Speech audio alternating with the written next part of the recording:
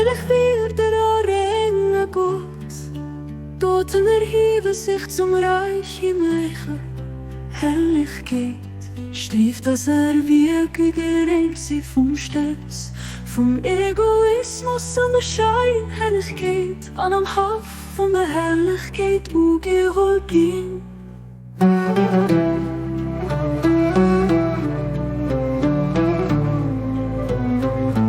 Weil geschwebenen Briefe von dem Menschheit von der heilige Präsenz vom Ugebieten, nehmen noch absolut doend, unbefleckt, Reinheit und das Zorn von der Weisheit auf dem göttlichen Geheimnis, der über dem Horizont vom Göttlichen, weil geschenkt wird gesehen, sind die sich hier zu drehen.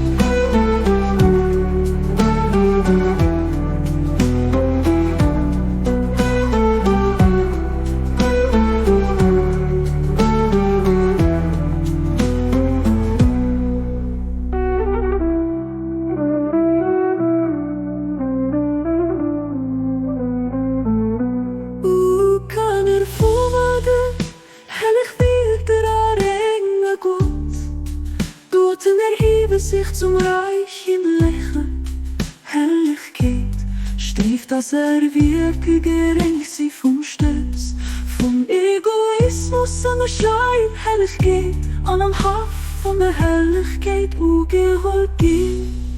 Weil geschwungen Briefe von der Menschheit an der heiligen Präsenz vom Ugebieten, nehmen noch absolut doend, unbefleckt, Reinheit und das Zorn von der Weisheit auf dem göttlichen Geheimnis, der über dem Horizont vom Göttlichen geschenkt wird gesehen, sind die sich hier zu drehen.